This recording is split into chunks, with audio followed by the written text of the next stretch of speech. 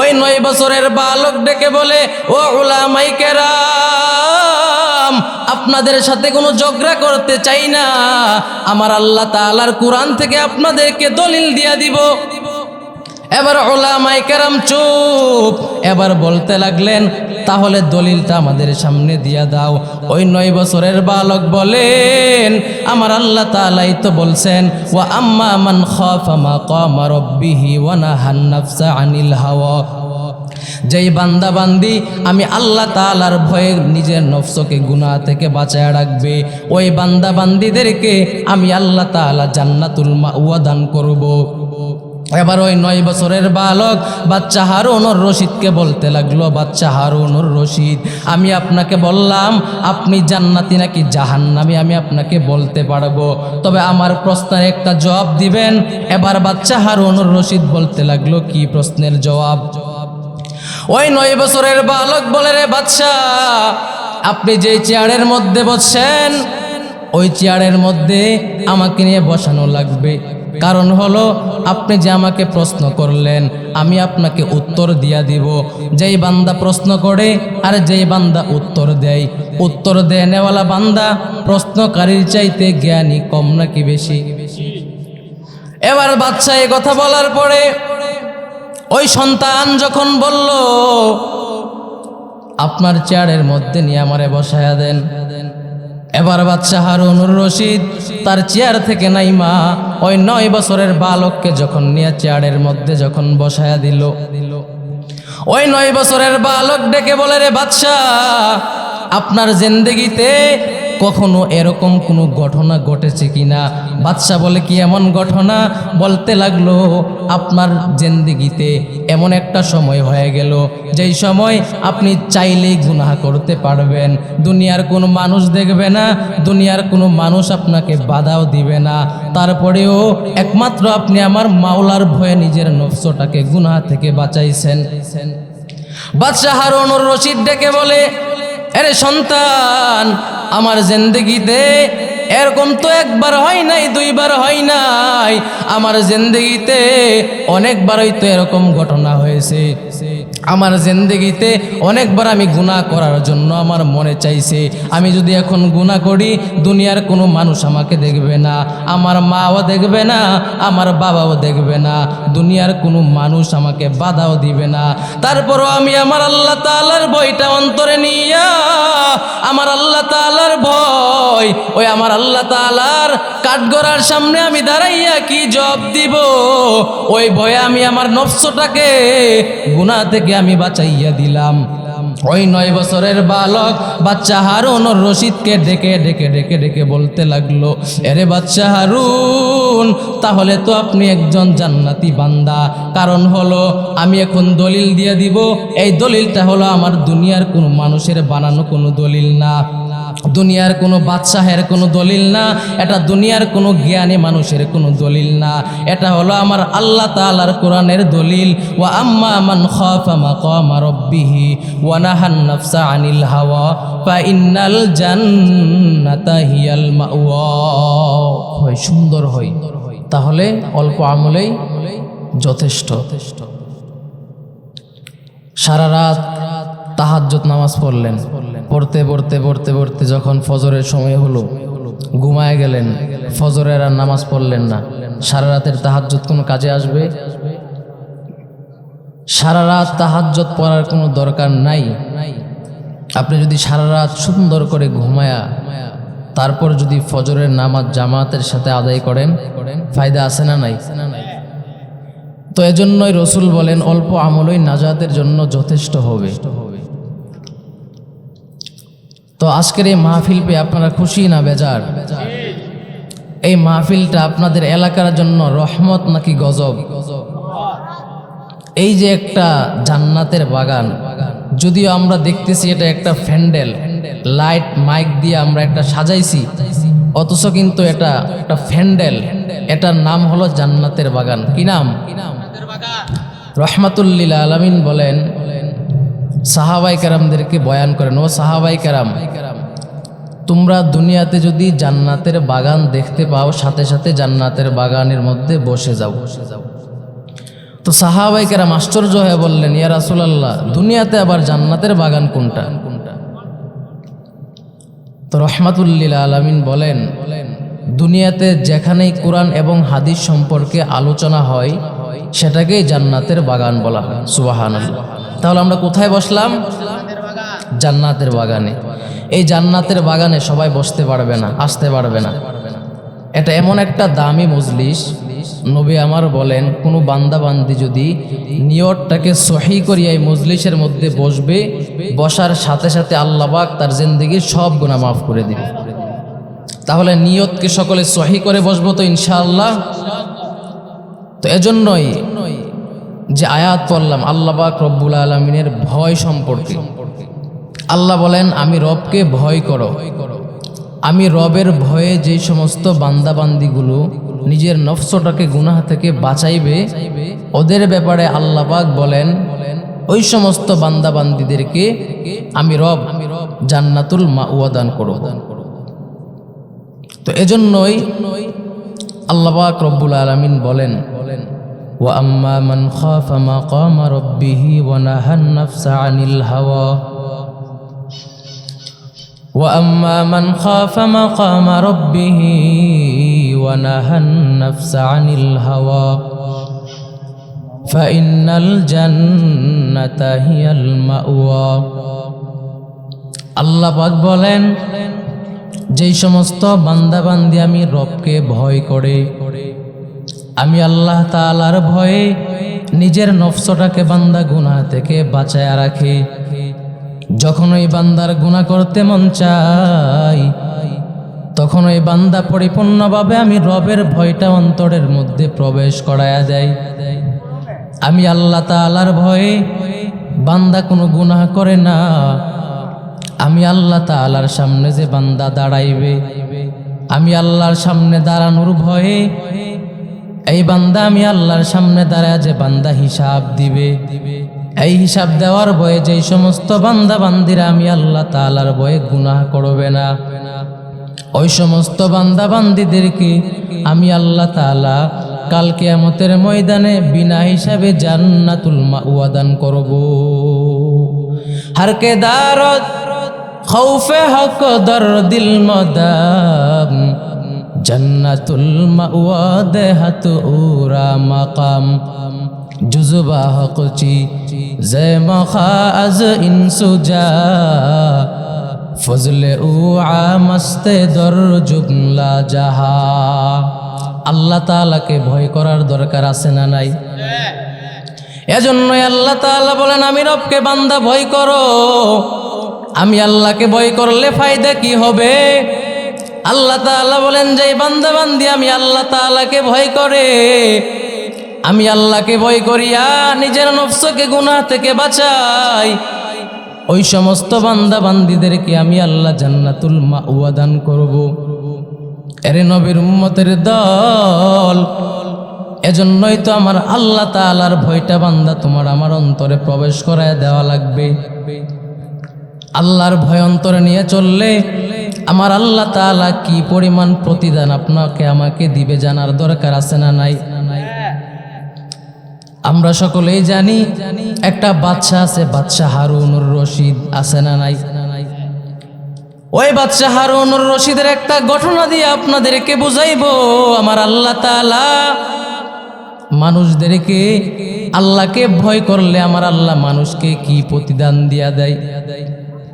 বাদশা হারুনুর রশিদ, ওই বাদশা হারুনুর রশিদ একদিন একটা উলামায়ে কেরামদেরকে নিয়ে একটা মজলিস ডাকলেন।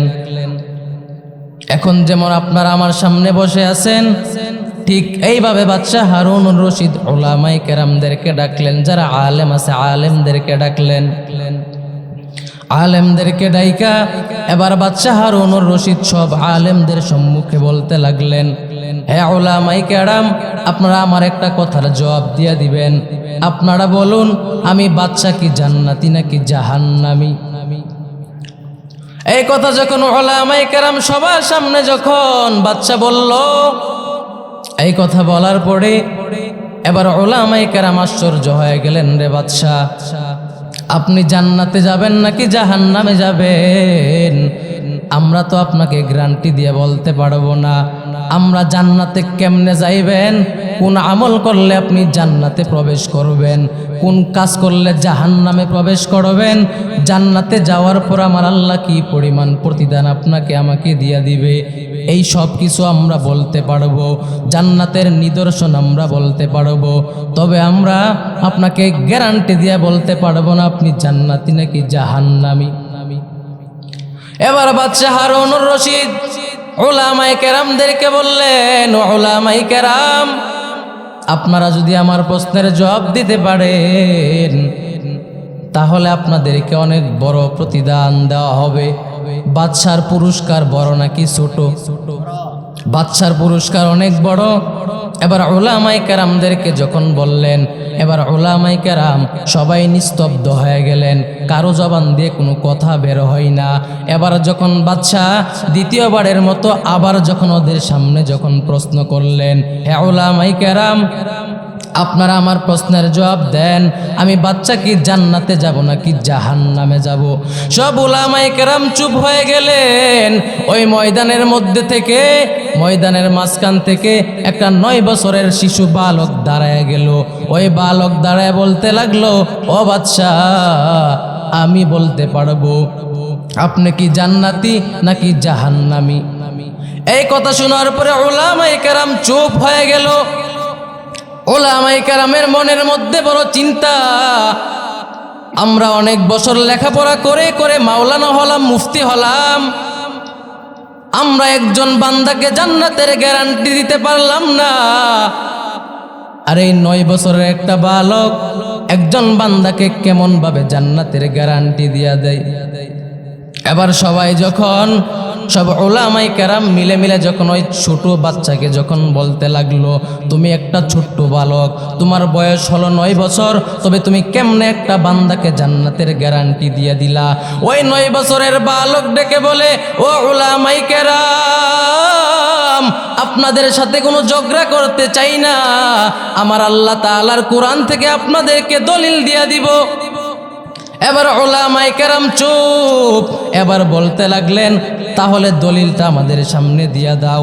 ওই 9 বছরের বালক বলেন, আমার আল্লাহ তাআলাই তো বলছেন, ওয়া আম্মা মান খাফা মাকামা রাব্বিহি ওয়া নাহান নাফসা আনিল হাওয়া, যেই বান্দা বান্দি আমি আল্লাহ তাআলার ভয়ে নিজের নফসকে গুনাহ থেকে বাঁচায় রাখবে, ওই বান্দা বান্দিদেরকে আমি আল্লাহ তাআলা জান্নাতুল মাওয়া দান করব। এবার ওই 9 বছরের বালক বাচ্চা হারুনুর রশিদকে বলতে লাগলো, বাচ্চা হারুনুর রশিদ, আমি আপনাকে বললাম আপনি জান্নাতি নাকি জাহান্নামী আমি আপনাকে বলতে পারবো, তবে আমার প্রশ্নের একটা জবাব দিবেন। এবার বাচ্চা হারুনুর রশিদ বলতে লাগলো, কি প্রশ্নের জবাব? ওই 9 বছরের বালক বলে, রে বাদশা, আপনি যে চেয়ারের মধ্যে বসছেন ওই চেয়ারের মধ্যে আমাকে নিয়ে বসানো লাগবে, কারণ হলো আপনি যে আমাকে প্রশ্ন করলেন আমি আপনাকে উত্তর দিয়া দিব। যেই বান্দা প্রশ্ন করে আর যেই বান্দা উত্তর দেয়, উত্তর দেনেওয়ালা বান্দা প্রশ্নকারীর চাইতে জ্ঞানী কম নাকি বেশি? এবার বাদশা এই কথা বলার পরে ওই সন্তান যখন বলল, আপনার চেয়ারের মধ্যে নিয়ে আমারে বসায়া দেন।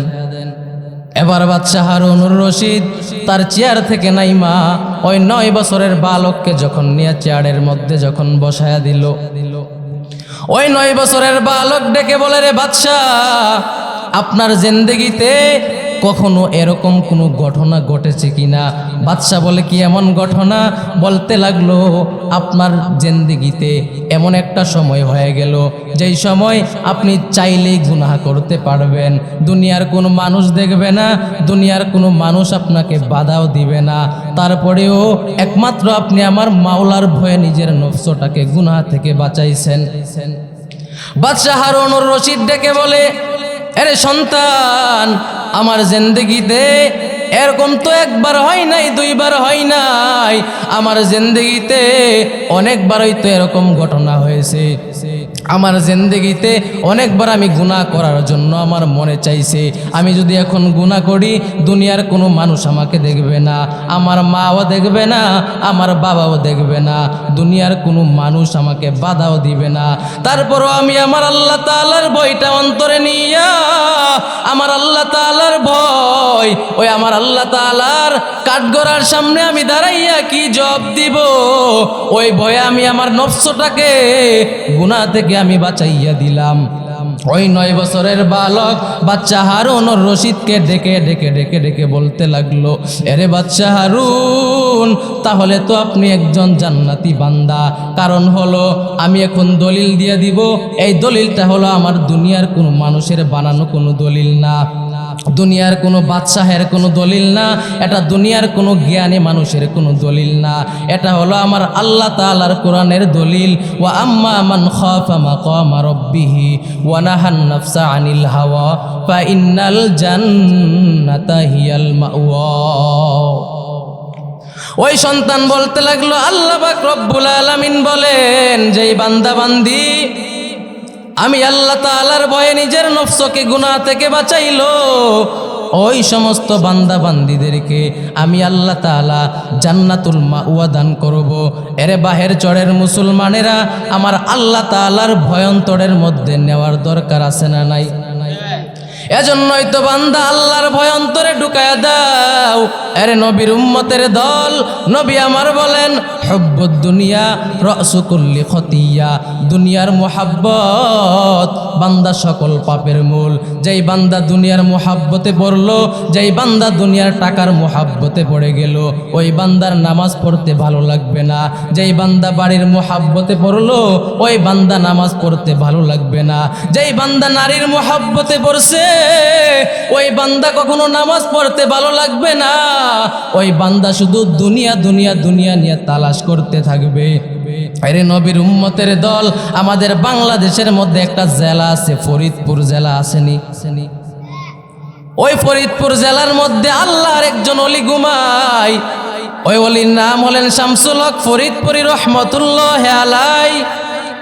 ওই শামসুল হক ফরিদপুরি আমার আল্লাহর কেমন বড় আশেক।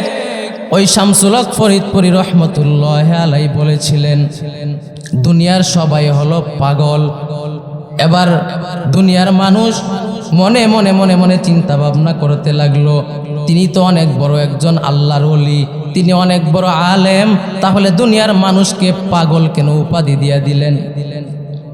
তখন উলামায়ে কেরাম সব মানুষগুলো চিন্তা ভাবনা করতে লাগলো, এই বান্দা মানুষ দুনিয়ার মানুষদেরকে কেন পাগল বলে উপাধি দিল?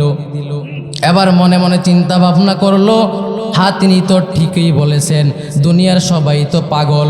কেউ আছে বাড়ির পাগল, কেউ গাড়ির পাগল, কেউ নারীর পাগল, কেউ ক্ষমতার পাগল, কেউ চেয়ারের পাগল, ঠিক নেই? যেই বান্দা নারীর পাগল, ওই বান্দা ঘুমের মধ্যেও তালাশ করে নারী। যেই বান্দা গাড়ির পাগল, ওই বান্দা ঘুমের মধ্যেও গাড়ি নিয়ে দৌড়ায়। যেই বান্দা টাকার পাগল, ওই বান্দা শুধু চিন্তা ভাবনা করে, সৎভাবে হোক অসৎভাবে হোক আমার টাকা লাগবেই লাগবে। যেই বান্দা ক্ষমতার পাগল, ওই বান্দা চিন্তা ভাবনা করে, সৎভাবে হোক অসৎভাবে হোক আমার ক্ষমতা লাগবেই লাগবে। এজন্যই তো বান্দা নবী আমার বলেন, দুনিয়ার মোহাব্বত বান্দা অন্তর থেকে বিদায় করিয়া দাও। এই যে আজকে বাহের চরের মধ্যে এত সুন্দর একটা জান্নাতের বাগান হয়ে গেল, এরে বান্দা কেন হয়ে গেল? তোমাদের এলাকার মধ্যে ওলামায়ে কেরাম আছে, আলেম ওলামা আছে, হুজুররা আছে, সব হুজুররা মিলে মিলে সুন্দর করে জান্নাতের একটা বাগান সাজাইয়া দিল। আপনাদের এলাকার মধ্যে কত সুন্দর সুন্দর হাফেজে কোরআন, কত সুন্দর সুন্দর আলেম, ওই হাফেজে কোরআনরা আলেমরা মিলিয়া মিলিয়া সুন্দরভাবে একটা জান্নাতের বাগান সাজাইয়া দিল। আপনাদের এলাকার মধ্যে, আপনাদের এলাকার গর্ব কতগুলো হাফেজ, আপনাদের এলাকার মধ্যে আলেম আছে, এরা হলো আপনাদের এলাকার জন্য রহমত। এই আলেম ওলামারা আপনাদের এলাকার মধ্যে ওরা সুন্দরভাবে এলাকাটা সাজাইয়া দিবে। এলাকাটার মধ্যে, এই এলাকার মধ্যে একটা মাদ্রাসা হবে। মাদ্রাসাটা যদি হয় তাহলে আপনাদের সন্তানদের জন্য ভালো হবে নাকি খারাপ হবে? এলাকার মধ্যে যখন একটা মাদ্রাসা হবে, আপনার সন্তানগুলো ওই মাদ্রাসায় ভর্তি করাইয়া দিবেন। সন্তানকে ভর্তি করাইলে কি পরিমাণ ফায়দা হয়ে যাবে। সন্তানটা যখন মাদ্রাসার মধ্যে যাবে, মাদ্রাসায় যাওয়ার পরে সন্তানটা কোরআন পড়বে, আমার নবীর হাদিস পড়বে, বাড়ির মধ্যে আইসা সুন্দর করে মাকে সালাম দিয়ে দিবে, বাবাকে সালাম দিয়ে দিবে। মাকে কি পরিমাণ সম্মান করা লাগে, বাবাকে কি পরিমাণ সম্মান করা লাগে, এইগুলোই তো মাদ্রাসার মধ্যে শিক্ষা দেওয়া হবে। এজন্যই আপনাদের এলাকার মধ্যে যত উলামায়ে কেরাম আছে, হাফেজে কোরআন আছে, ওরা মিলিয়া একটা মাদ্রাসা দেওয়ার চিন্তা ভাবনা করতেছে। আপনারা সকলেই ওদের সাথে সহযোগিতা করবেন তো ইনশাআল্লাহ। আপনাদের এলাকার মধ্যে একটা মাদ্রাসার দরকার আছে না নাই? এখন অনেকে মনে করবে একটা মাদ্রাসা হবে, যে মাদ্রাসাটা দিবে তার ব্যবসা ভালো চলবে। এরকম মানুষ আছে না নাই? বলে মাদ্রাসা দিতেছে ব্যবসা করার জন্য, অথচ এই বান্দা জানে না এই মাদ্রাসা ব্যবসার জন্য নয়, এটা হলো আমার নবীর বাগান। এখানে আপনাদের এলাকার সন্তানগুলো যে কোরআন পড়বে, রসুলের হাদিস পড়বে, এই মাদ্রাসাটার কারণে আল্লাহ পাক রব্বুল আলামিন আপনাদের এলাকার মধ্যে কোনো গজব দিবে না। যদিও অনেক বড় মুসিবত আসে, বিপদ আসে, এই মাদ্রাসার কারণে, কোরআন পড়ার কারণে, রসুলের হাদিস পড়ার কারণে আল্লাহ পাক রব্বুল আলামিন আপনাদের এই এলাকা থেকে যত বিপদ আছে, মুসিবত আছে, সব কিছু আল্লাহ পাক রব্বুল আলামিন দূর করে দিবেন। এজন্যই আপনাদের এলাকার সন্তান মাওলানা নাইমুল ইসলাম ভাই আছেন, সাদ্দাম ভাই আছেন, হাফেজ আব্দুল্লাহ ভাই আছেন, ওরা সুন্দর করে এলাকার মধ্যে, আপনাদের এলাকার মধ্যে যে আজকে একটা মাহফিল সাজাইছে, আপনারা খুশি না বেজার? এজন্যই ওরা আপনাদের এলাকার মধ্যে যত আলেমরা আছে, ওরা মিলিয়ে একটা মাদ্রাসা দেওয়ার চিন্তা ভাবনা করতেছে। আপনারা সকলেই পরামর্শ দিয়ে, টাকা পয়সা দিয়ে, জায়গা দিয়ে ওদেরকে, ওরা তো এত বড় মানুষ হয় না এখনো, যারা আপনারা এলাকার মুরব্বী আছেন, জ্ঞানী মানুষ আছেন, ওরা ওদেরকে সুন্দর করে পরামর্শ দিয়ে একটা মাদ্রাসা এলাকার মধ্যে দিয়ে দিবেন। সকলে পরামর্শ দিয়ে ওদেরকে বুঝিয়ে শুনিয়ে সুন্দরভাবে এলাকার মধ্যে একটা মাদ্রাসা দিতে রাজি আছেন তো ইনশাআল্লাহ? আল্লাহ পাক রব্বুল আলামিন আমাদের সকলকে যে কথাগুলো বললাম, কথার উপর আমল করার জন্য কবুল করেন, সকলে বলি আমিন। ওয়া আখিরু দাওয়ানা আলহামদুলিল্লাহি রাব্বিল আলামিন। আসসালামু আলাইকুম ওয়া রাহমাতুল্লাহি ওয়া বারাকাতুহু।